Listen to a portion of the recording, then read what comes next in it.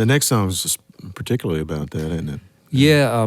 Do you want to talk about the interview that we did, where this came from? Yeah, there's a Canadian DJ named Ron Moores who's done interviews with me for years on my solo records, and he did the first album that Tom and I did. He called us, and when he was interviewing us for that, he started talking about where he was at. There was nearby where they drove the last spike on the Canadian Railroad.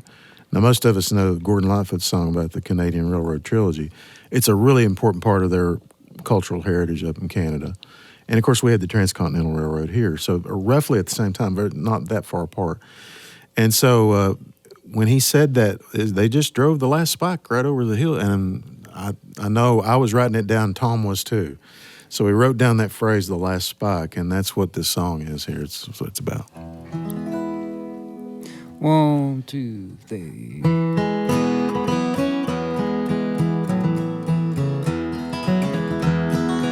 Working round the clock, hand cars moved the drift. Every time they crossed a stream, they built another bridge. 25,000 ties and 100,000 strikes, more dead than alive when they drove the last spike.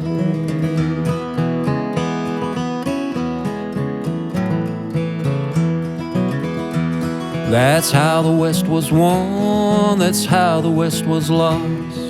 The barons made the dollars and the workers paid the cost.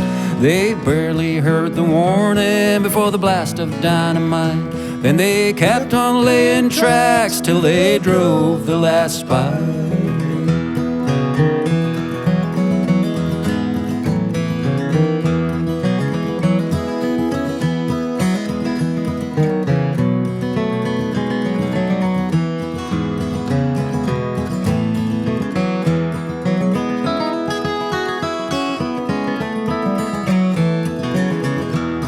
They called it a day, it was the end of a time.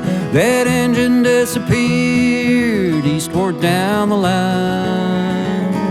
All that's left were stories of what the land was like. They laid down their heavy hammers when they drove the last spike.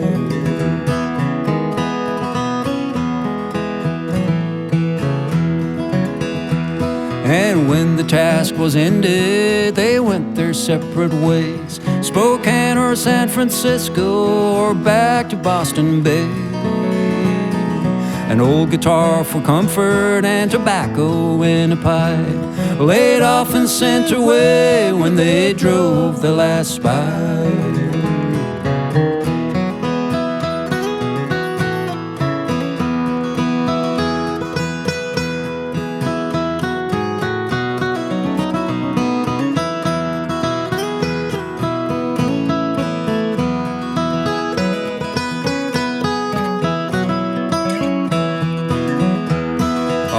That's left were stories of what the land was like. They laid down their heavy hammers when they drove the last spike.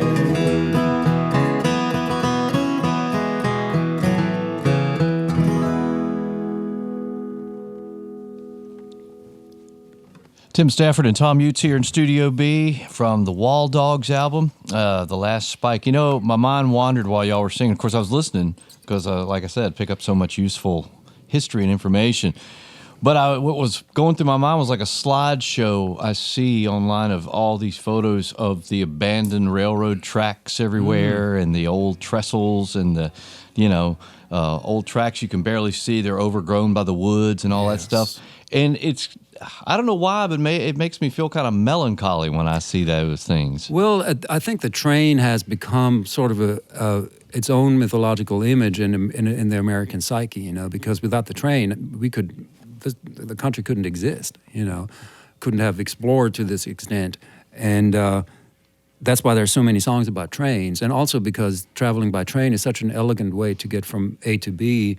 And so I think we're still romanticizing that, Sure. And we're still, I would love to be able to travel a little more by train. And I'm also this was such dangerous work that those people did.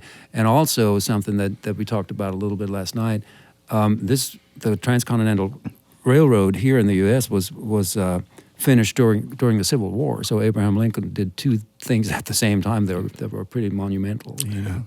And so I just think about those. I love all this stuff. I have a watch that's a railroad-approved watch because it's a fascinating concept to me that, you know, engineers had to have the same kind of watch because they had to run slow or behind exactly the same, or you would, you know, there would have been a terrible wreck somewhere. Yeah. And it's just all of this is fascinating to me, the Pullman porters and the machinery, and that it's just a beautiful thing to think about and write about.